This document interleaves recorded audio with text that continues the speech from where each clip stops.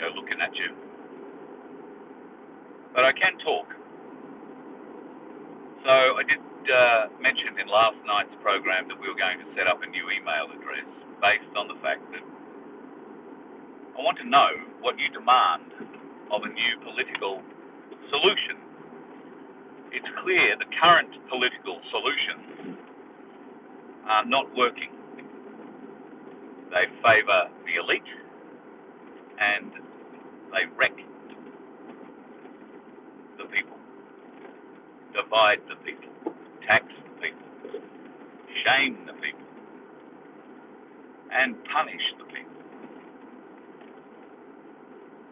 The wastage that governments of any flavour, I don't care whether they're Labor, Green, Liberal, National, the wastage that seems to go carte blanche with being in those parties has to end.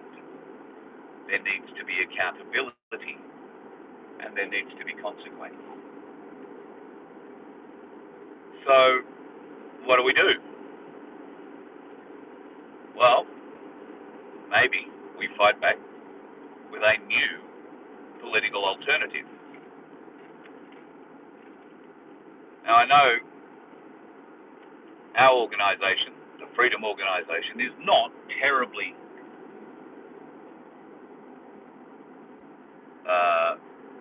happy to be,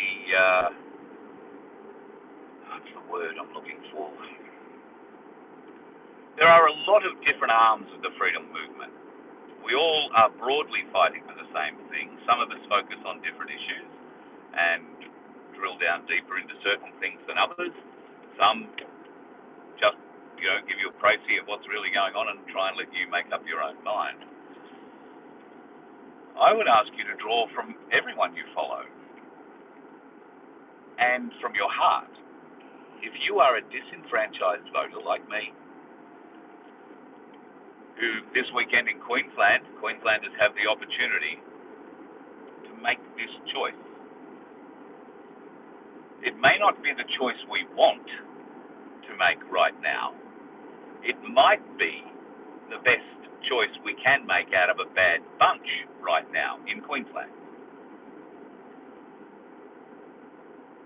Because we the people are not in a position at this point to lead on this in a parliament, any parliament. And I fear, unless we come up with a new political solution by and for the people, we never will be in a position where the interests of the people come first and the machinations and profits of the government and those inside it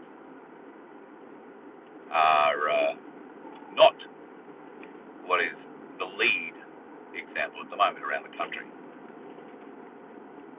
Doesn't matter what flavour government is in power in your state. The simple fact of the matter is we are being robbed. The people are being robbed on a variety of levels.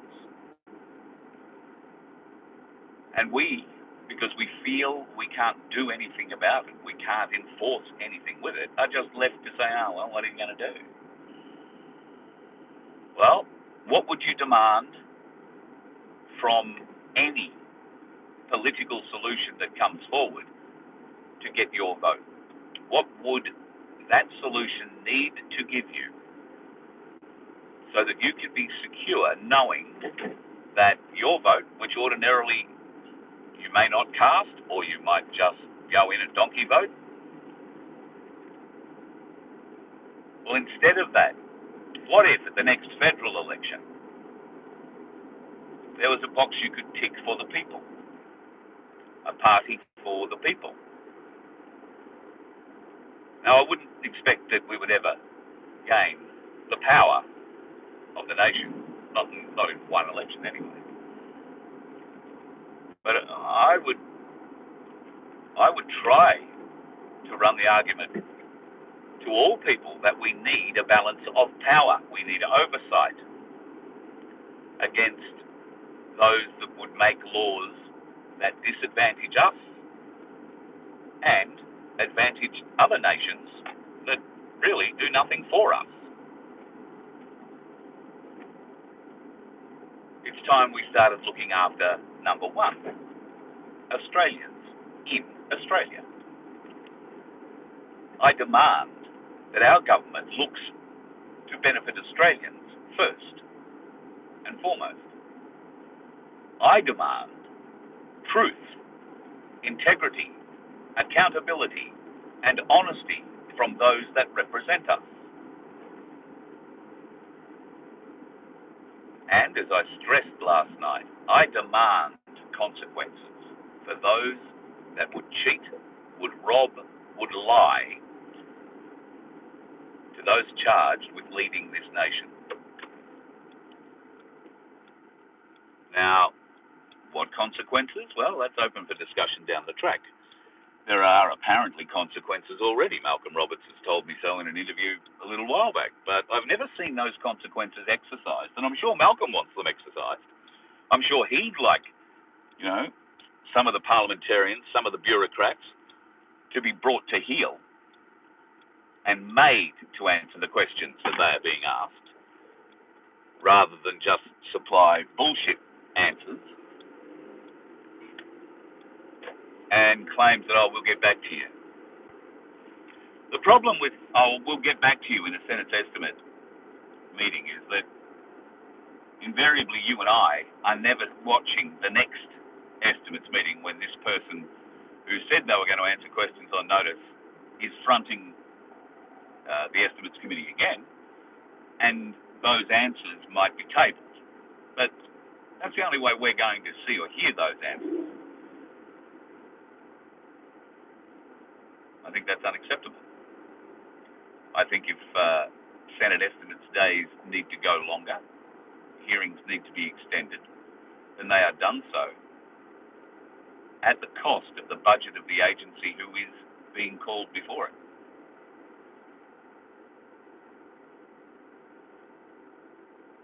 I think we need an independent accountant to go through the books. In fact, I demand an independent accountant goes through Australia's books. I demand to see where the budget monies that are allocated actually go. I demand to know if any of those budget monies make their way back through kickback or whatever to private people, individuals, or politicians that are working to aid those sorts of contracts with people. I demand accountability. I demand transparency. I demand truth in contracts. And that means that if you are going to put in a contract to do a job for the government, then an independent reviewer will look at that contract and look at the costs associated with it and find out just how much it really costs. There are many private contractors in this country who would jump at the opportunity to build major infrastructure projects.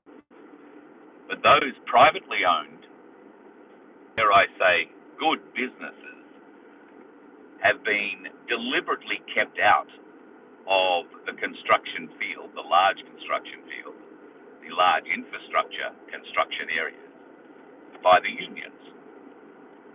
Now we're seeing the unions start to break down. We know that the support for unionship membership or union membership is way down. And we know why. And that is because the unions a long time ago forgot about their members and started working as the political arm, the militant political arm of the Labor Party. Now, they've always been Labor through and through, there's no doubt about that. But the militancy of them has been brought to the fore yet again. It seems to come up every, 20 years or so. One of the unions gets exposed for the thugs that they employ and the standover tactics that they use. the rip-off that they instigate, all that has to end. And I think there are good contractors out there, very capable of putting in genuine quotes on jobs that will, by comparison, save the Australian people money in the creation of these large infrastructure projects. Maybe you've got a little earth-moving business. Who's to say you can't combine with 2, 3, 4 or 5 other little earth-moving businesses and get yourself a contract on one of the major highways in the country to do a repair? Okay, it won't be a $600 million repair or rebuild because you guys will have quoted it correctly and fairly. And you won't then have doubled the price so that you can pay kickbacks to the bastards giving you the job. Because I suspect that's exactly what's happening now. I demand from any political solution coming forward to the freedom movement, I demand that the unions are looked into, possibly with a royal commission. I demand that their illegalities are punished severely, because through the unions they have been able to manipulate society on many, many levels, all in the aid of them and their elite. And of course there has to be consequences. I demand consequences. And we can talk about those consequences depending on the scale of the lies and the theft involved. The lies, the obfuscation, the, what do they call it, filibustering, the protections that the Labor ministers in particular I see over there put over their bureaucrats. When the bureaucrat is starting to struggle answering a question in estimates, that's when the Labor minister steps up and places a shield around them and basically says, well, you're not going to do that, and I say you're not going to do that, and I'm not going to let them answer that, so bad luck. Well, that bastard should be skull-dragged out of that hearing and placed in a very dark room for a short period of time while he thinks about his message, and then comes back and acts in a more responsible manner for the people, not an arse-protecting manner for himself. There's too much arse protecting in governments. I demand that ends. And that will end with transparency and accountability. I demand anybody who wants to be part of the next political solution is prepared to sign a contract to the people that you won't sell them out, that you won't be bribed, that you will measure every decision by its worth to the people, not by its worth to a certain section of the political nation. That might be going over the top a bit, but that's just one of the things I was thinking about last night. I hope you have been thinking since last night's program about what you demand, and I want to hear what you demand. So to that end, I've been chatting with Vincent this morning, and we've set up a new email address, demands with an S, demands with an S at vofhq.com.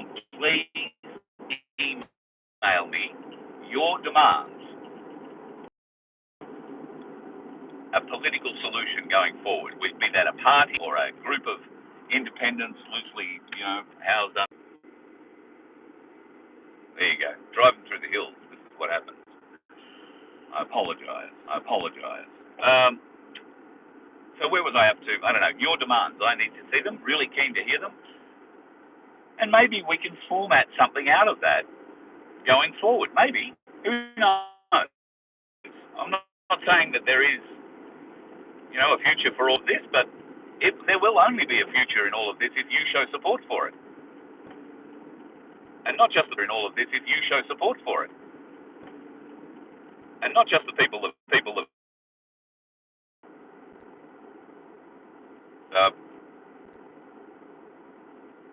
probably shouldn't be doing lives while I'm driving through the hinterland. It's a bit dodgy, the connection. So yeah, maybe other truthers can use the demands at VoFHQ.com site to get their followers to send through demands that they would require before they would trust their vote to any solution politically going forward. Now, I did mention that there is some history for groups like ours, in fact more militant than ours, much more militant than ours, where they have had, if you like, an activities arm and they have had a political arm. And the two didn't always gel together, as I could see could be the case with many in the freedom movement who do not believe, for a variety of common law good reasons, that there is no political solution.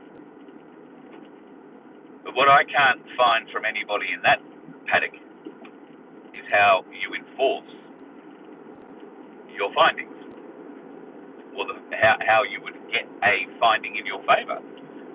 Because the courts are controlled, the police are controlled. Who are you going to report it to? What magistrate do you think is going to listen to you and let you win? We haven't got an enforcement arm until the police stand up and arrest the magistrates and the judges. We have nothing. Until the military stand up and arrest the police who won't stand up and arrest the judges, we have nothing. So we are left with trying to find a political solution which goes against just about every grain in my body. But we don't have much else, do we? And I'll be honest, I believe that those in the current political sphere, if you like, know just how badly they are on the nose. They know just how badly people despise government. And it doesn't matter, government, broadly speaking, now encompasses anybody in that place, whether you're on the government, in the opposition, or on the crossbenches. Because the perception around this nation is there isn't a politician who can do anything for us. There might be a few who want to, but the reality of it is, because of the controlled nature of our parliament, because of the controlled, belligerent, foreign occupying government in Canberra, there is no way to prosecute this argument. So that has to change.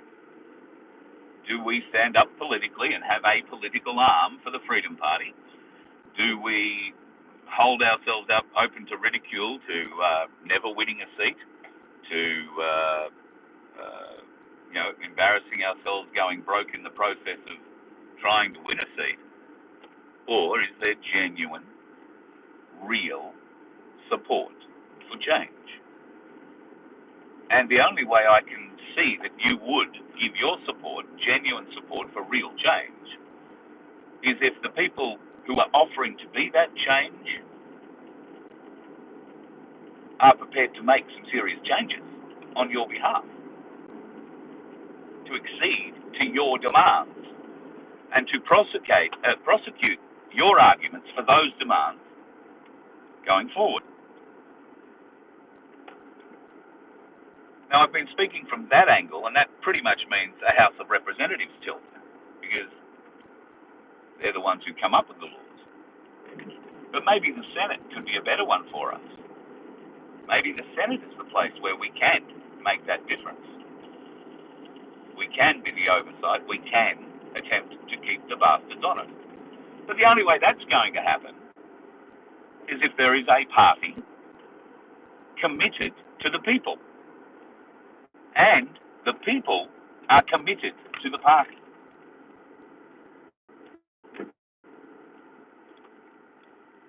It's a two-way street. Campaign funding for something like this would stretch to millions of dollars. It would have to, because we are fighting millions of dollars in a national campaign to educate people that there is potentially a way forward with a new political solution. Now, I know nothing about campaign funding. I know nothing about raising money outside of what I've tried to do here with Voice of Freedom, and trust me, we haven't raised millions of dollars. We're not living millionaires' lives. I can tell you there's less than $200 in the bank account, and there's only that much in there today because Vince put into his pocket to keep one of our websites going. So, anybody who wants to accuse us of doing this for the money, I'm prepared to show you the bank account any day you like. And quite surprisingly got a bit of a shock. I thought Nasara Jassara had hit yesterday. There was all this talk, Nasara Jassara. I thought I'll go and have a look at the bank account. And bugger me dead, it must have come through. Well, as it turned out, it was Google AdSense who paid $211 from our press feed. So, no Jassara and Nasara yet, unfortunately. Maybe that's all I'm going to get. But, going forward, we can only do this with the people's support. And that doesn't mean just your vote. That means we need help financially. And this is not a Voice of Freedom thing. I'm just surmising and saying, if we're going to have a tilt, what are we going to do? We're going to be a Clive Palmer party where Clive gets somebody to stand up in every seat but doesn't support them, doesn't help them fund the campaign, says, oh no, you go and fund it yourself. Well, that's okay, but the problem was, at the time, they were identifying people like me to go and stand up for them, who have no friggin' money to go and campaign. And Clive wasn't paying for it. I think he put $10,000, or maybe not that much, but he put a bit into some, if not all, of their accounts, which obviously went on flyers, and call flutes, and how to vote cards, or whatever had to be done. But that's just one part. The campaigning, particularly if you're going to campaign for a Senate seat, that means you have to campaign statewide. That means you have to sit your ass in every town in your state, practically. Shake hands, kiss babies, meet people, and importantly, listen to their demands. Note those demands, and then bring those demands back to all of us for action. This is what I want. Action should be what you want. But we've been taking action for the last 3 or 4 years. And while we are waking more and more people up, I would agree, are we any further up the road toward a political solution? I would argue we are not. So please, think of what your demands would be, what you would require of any political solution going forward to reinvigorate you to vote, to go back and say, well, yeah, I'll give these people a go. I will give this group a go because they are for the people. I will trust them because they've taken on board what I've sent them, my demands. There is a policy being formulated around those demands, and we have a way forward.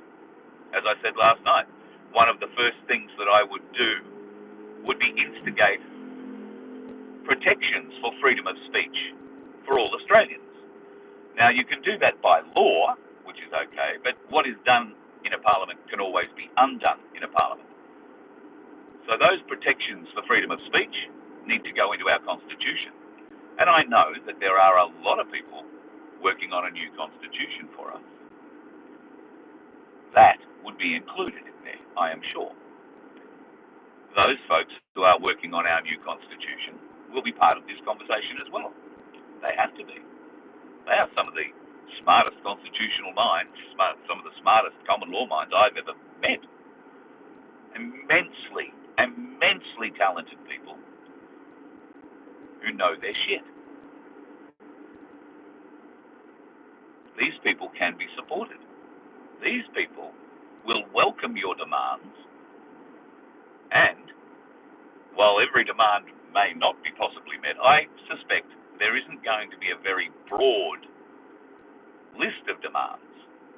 I suspect initially what we require in a first up, let's give them a chance, try and put a few more seats on the crossbenches to give the balance of power. I expect maybe half a dozen to 10 points that could be campaigned on. 10 points that I think we would outshine any current politician campaigning on. And I think there are a variety of ways that we can prove our difference to the current crop of politicians. But it'll only work if you get behind it. It'll only work if you have demands and you have a group prepared to accept your demands and work for your demands, for the people. I really hope to see a lot of your comments. demandhq.com is the email address to send it to. Demands with an S. All right, because I don't think you'll have one demand. I think you'll have a few. So demands at VoFHQ.com. Please send your demands through today. We're going to have a show tonight. Craig Cole will be on tonight for the Friday Free-for-All. Vince will be joining me. And we're going to talk about this a lot tonight, along with what Craig wants to talk about. Obviously, Monica Schmidt, for whatever reason, has had a brain fart and decided she now knows a lot about saving the kids. A woman who's never had anything to do with saving kids in her life, but now seems to be motivated because, well, Craig's onto it. Anyway, we'll talk more about that with Craig Cole tonight from Leave Our Kids Alone Australia. And Vince will join us for the Friday Free-for-All. Please, folks, consider the demands that you need to have met before you would vote and trust your vote to a new political solution. If we're going to do it, we have to start doing it now. Let's see whether or not you have the stomach for it.